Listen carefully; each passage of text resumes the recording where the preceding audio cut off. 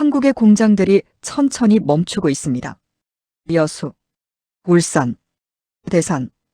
대한민국 3대 석유화학산업단지의 심장부가 정지 직전입니다. 원인은 단 하나. 납사가 바닥나고 있습니다. 재고는 딱 2주분. 일부 공장은 이미 일주일분도 안 남았습니다. 4월이 오기 전에 완전 가동 중단될 수도 있습니다. 아니, 어쩌면 그보다 더 빨리 올 수도 있습니다. 지금 한국 제조업의 동맥이 막히고 있습니다. 플라스틱 산업이 무너지고 있습니다. 자동차 부품 생산이 중단되고 있습니다. 전자제품 케이스를 만들 수 없게 되고 있습니다. 무슨 일이 벌어지고 있는 걸까요? 먼저 납사가 정확히 뭔지 알아야 합니다. 원유를 끓이면 여러 층으로 분리됩니다. 증류탑이라는 거대한 탑에서 온도별로 나뉩니다. 가장 가벼운 게 휘발유, 중간쯤 되는 게 등유, 무거운 건 경유, 더 무거운 건 중유. 그 사이 어딘가에 납사가 있습니다. 정확히는 30도에서 200도 사이에서 증류되는 탄화수소 혼합물입니다. 이걸 800도가 넘는 고온에서 분해하면 에틸렌이 나옵니다. 에틸렌 분자들이 수천 개씩 모여서 폴리에틸렌이 됩니다.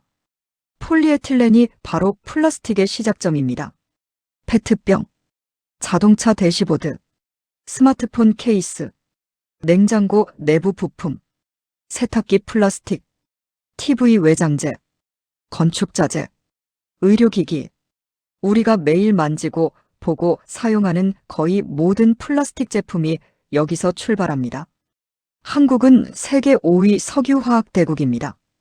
반도체, 자동차 다음으로 중요한 수출 품목입니다. 연간 수출액이 수백억 달러에 달합니다.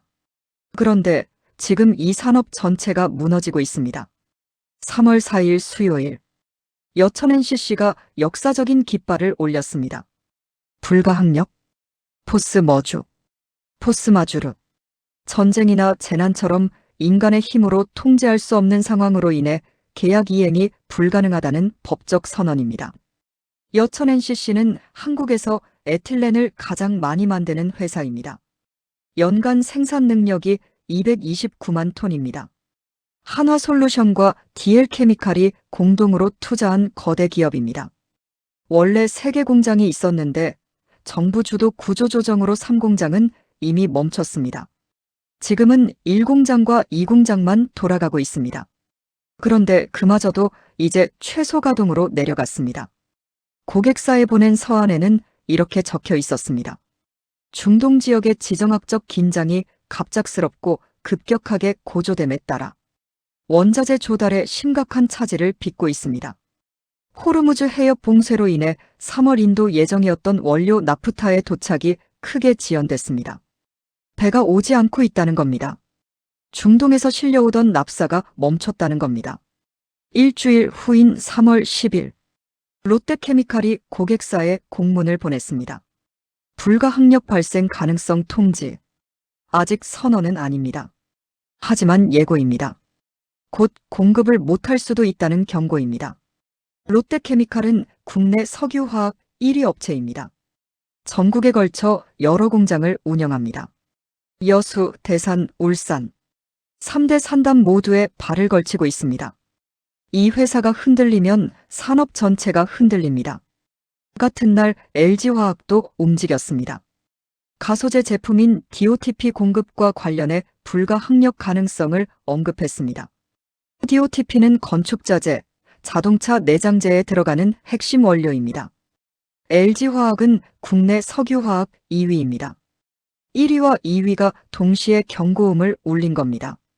며칠 후 한화솔루션도 고객사에 통보했습니다.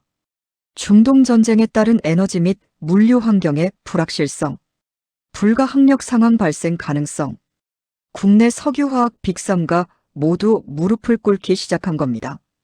공식 선언은 안 했지만 가동률을 급격히 낮췄습니다. 평소 80에서 90% 돌리던 공장을 60%로 내렸습니다. 어떤 공장은 50%까지 내렸습니다. 시장조사업체 ICIS는 한국 전체 NCC 가동률이 2월 80%에서 3월 69%까지 떨어질 거라고 전망했습니다. 10% 이상 급락입니다. 그리고 이건 시작에 불과할 수 있습니다. 일본은 더 심각합니다. 미쓰비시 케미칼이 감산에 들어갔습니다. 미쓰이 화학도 생산량을 줄였습니다. 이데미츠코사는 더 직설적입니다. 상황 안 나아지면 공장 두 곳 완전히 멈춘다고 선언했습니다. 아예 셧다운입니다. 가동 중단입니다. 시티그룹 애널리스트들이 경고했습니다. 4월 중순까지 시장 상황이 개선되지 않을 경우 복수의 에틸렌 시설이 생산 감축이나 가동 중단 위험에 처할 것이라고. 에틸렌만이 아닙니다. 프로필렌도, 부탄도, 석유화학 기초유분 전체가 타격받기 시작할 거라고 했습니다. 한국의 납사 재고는 정확히 2주분입니다. 산업통상자원부가 확인한 수치입니다. 일본은 21분입니다. 이게 얼마나 위험한지 정확히 설명하겠습니다. 석유화학 공장은 한번 멈추면 다시 돌리기가 정말 어렵습니다. 온도를 800도 이상으로 올려야 합니다. 압력을 조절해야 합니다. 촉매를 교체해야 합니다. 파이프라인을 점검해야 합니다. 안전 테스트를 해야 합니다. 며칠, 어쩌면 일주일 이상 걸리는 복잡한 과정입니다. 그래서 석유화학 업체들은 보통 한 달치 재고는 확보해 둡니다. 31분을 쌓아놓고 안심하고 공장을 돌립니다. 지금은 그 절반도 안 됩니다. 왜 이렇게 적냐? 이유가 있습니다. 첫째, 납사는 정유사 입장에서 주력 상품이 아닙니다. 정유사들은 휘발유와 경유 생산에 집중합니다. 이게 돈이 됩니다. 가격도 높고 수요도 많습니다. 납사는 부산물 취급입니다. 원유 정제 과정에서 어차피 나오는 것. 그래서 대형 저장 탱크를 많이 안 만들어뒀습니다. 둘째, 작년부터 구조조정이 진행 중이었습니다. 정부가 석유화학 설비 25% 감축을 목표로 제시했습니다. 중국발 공급 과잉 때문입니다. 중국이 너무 많이 만들어서 한국 제품이 안 팔립니다. 그래서 생산량을 줄이고 있었습니다. 공장 가동률을 낮추고 있었습니다. 당연히 재고도 줄였습니다. 필요 없으니까요. 그런데 전쟁이 터진 겁니다. 재고가 적은 상태에서 공급선이 끊긴 겁니다. 최악의 타이밍이었습니다. 평상시엔 문제 없었습니다. 페르시아만에서 꾸준히 들어왔으니까요. 한국은 수입 납사의 60%를 거기서 가져왔습니다. 정확히는 54%입니다. 일본은 70%입니다. 매달 수십만 톤씩 배로 실려왔습니다. 한 달에 한 번 오는 게 아닙니다. 일주일에 한두 번씩 옵니다. 큰 유조선이 떠다닙니다. 그런데 지금 그 루트가 완전히 끊겼습니다. 호르무즈 해협이 봉쇄됐습니다. 이란이 기뢰를 설치했습니다. 소형 고속정으로 순찰합니다. 드론을 띄워서 24시간 감시합니다. 의심되는 선박에는 경고 사격을 가합니다. 일부 선박은 납포됐습니다. 민간 유조선 선주들이 겁을 먹었습니다. 보험사들이 보험료를 5배 인상했습니다. 일부 해운사는 아예 운항을 중단했습니다. 아프리카 남단을 크게 돌아가는 경로를 택했습니다. 운송 시간이 2주 더 걸립니다. 운송비가 3배로 뛰었습니다. 그나마도 오는 배가 얼마 안 됩니다. 중국은 상황이 전혀 다릅니다. 중국도 석유화학 산업이 큽니다. 아니, 오히려 한국과 일본보다 훨씬 더 큽니다. 설비 과잉으로 세계 시장을 공략하고 있습니다. 가격을 낮춰서 전 세계에 팝니다. 전쟁 전부터 한국과 일본 업체들이 중국한테 밀리고 있었습니다. 가격 경쟁이 안 됐으니까요. 품질은 비슷한데 중국이 더 쌉니다. 그런데 전쟁이 터지면서 상황이 역전됐습니다. 정확히는 중국만 괜찮고 한일만 더 망가졌습니다. 왜냐? 중국은 자체 정유 능력이 막강합니다. 세계에서 원유를 가장 많이 정제하는 나라 중 하나입니다. 자기 나라 안에서 납사를 만들 수 있습니다. 그리고 러시아가 있습니다. 러시아는 서방 제재를 받고 있습니다. 유럽과 미국에는 못 팝니다. 하지만 중국에는 팝니다. 육로로 연결돼 있습니다. 파이프라인이 깔려 있습니다. 기차로도 실어 나릅니다. 호르무즈 해협이 막혀도 중국은 러시아산 원유로 납사를 만들 수 있습니다. 공급선이 두 개입니다. 한국과 일본은요? 미국 동맹국입니다. 러시아 제재에 참여하고 있습니다. 러시아산 원유 수입이 사실상 차단돼 있습니다. 법적으로 금지돼 있습니다. 물론 미국이 3월 12일 러시아산 원유 구매를 일시 허용했습니다. 치솟는 유가를 잡기 위해서입니다. 에너지 가격 폭등을 막아야 하니까요. 하지만 문제는 물리적 거리와 시간입니다. 러시아 극동 블라디보스토크 항구에서 배로 실어와야 합니다. 한국까지 오는데 5일에서 일주일 걸립니다. 계약하고 배 구하고 싣고 오는데 한 달은 걸립니다. 게다가 러시아산 원유는 중동산과 성질이 다릅니다. API 비중이 다릅니다. 황 함량이 다릅니다. 정유 공정을 바꿔야 합니다. 설정을 조정해야 합니다.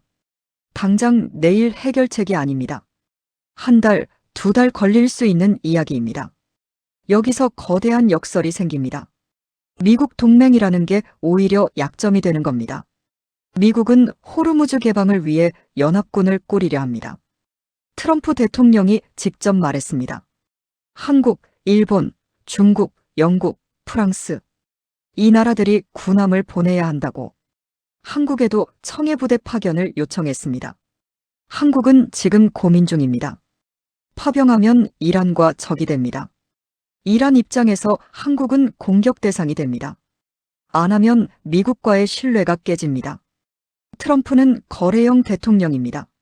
지금 안 도와주면 나중에 북한 문제 터질 때 외면할 수 있습니다. 그런데 납사 위기까지 겹쳤습니다.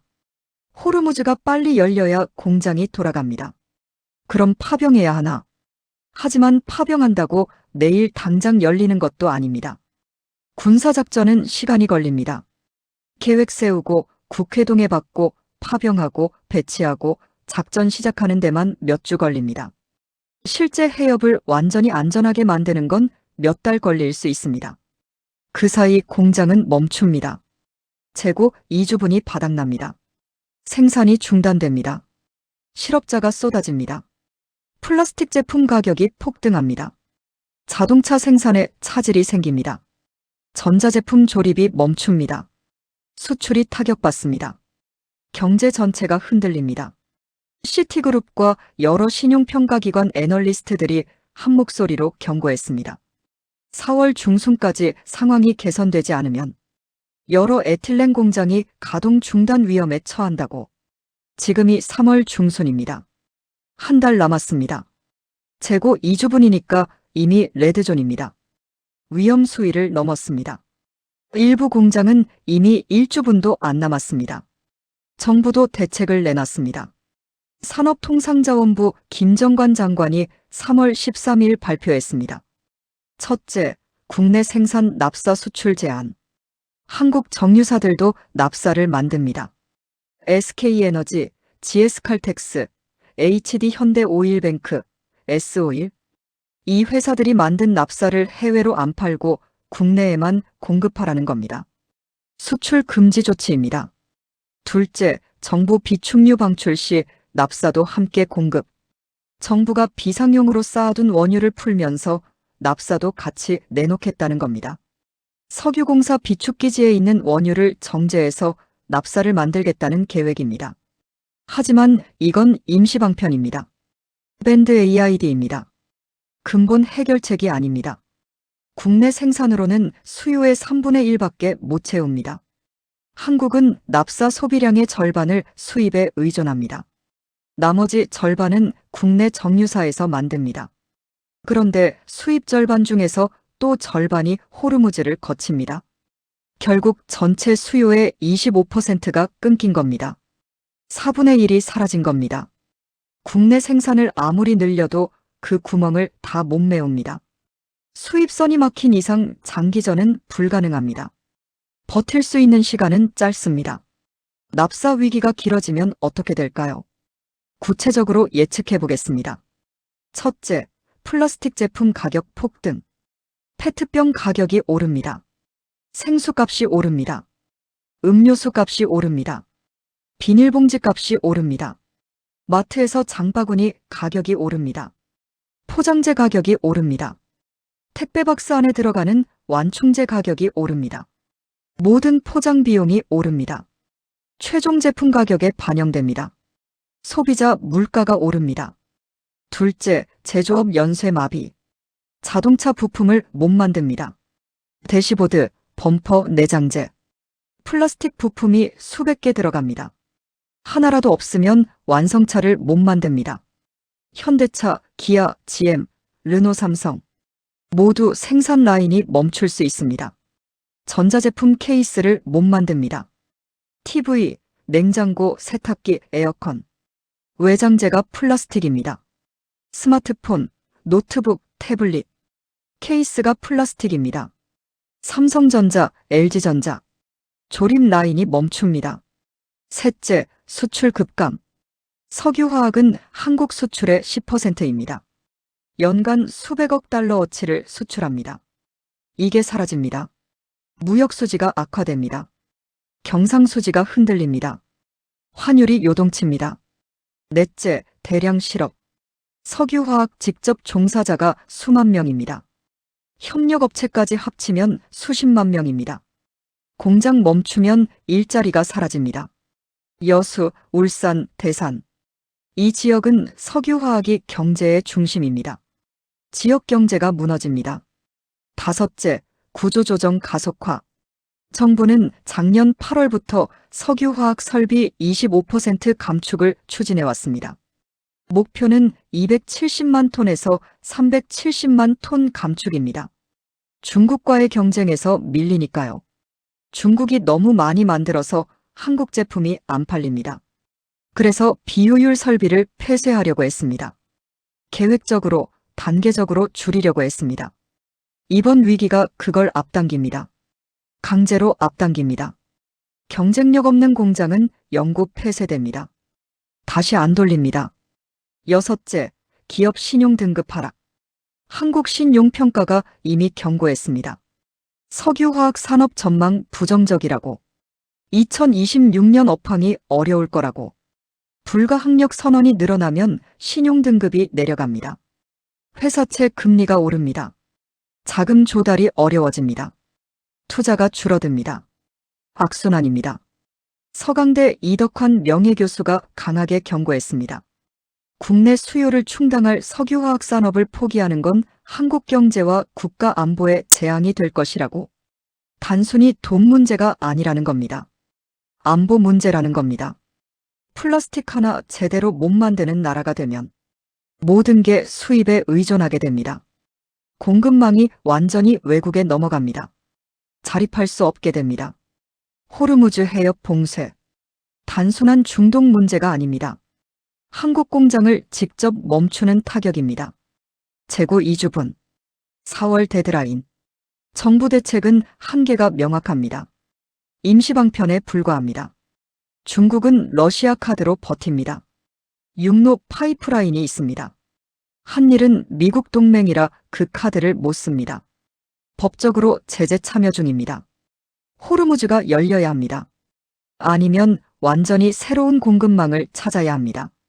둘 다 쉽지 않습니다. 둘 다 시간이 걸립니다. 그 시간 동안 공장은 멈춥니다. 여수 석유화학단지에서 하얀 수증기가 피어오릅니다. 공장이 돌아가는 증거입니다. 하지만 그 연기가 언제까지 계속될지 아무도 모릅니다. 한 달 후, 어쩌면 2주 후, 완전히 꺼질 수도 있습니다. 대한민국 석유화학 산업 60년 역사상 최대 위기입니다. 1970년대 오일 쇼크 이후 최악이라는 말까지 나옵니다. 그때는 원유가 비쌌지만 구할 수는 있었습니다. 지금은 돈이 있어도 못 삽니다. 배가 안 오니까요. 항로가 막혔으니까요. 여러분은 어떻게 생각하십니까? 한국 석유화학 산업은 이 위기를 넘을 수 있을까요? 정부의 대책은 충분할까요? 미국이 요구하는 파병에 응해야 할까요? 아니면 다른 해법이 있을까요?